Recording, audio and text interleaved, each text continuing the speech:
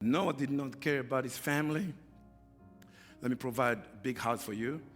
Didn't care about the animals. He said, I'm not building an altar. All of you guys, animals and all, you're going to worship first. You're going to bow before this God. And God made a covenant and said, I will never kill again. We should be thankful to Noah because he showed us that we need to do this, to do things the right way. Noah's response after the flood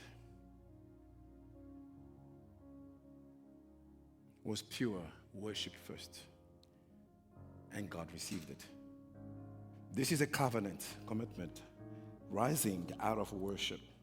Noah's sacrifice opened the door for God to make a declaration and a decree of grace toward mankind. Out of worship, a covenant was made.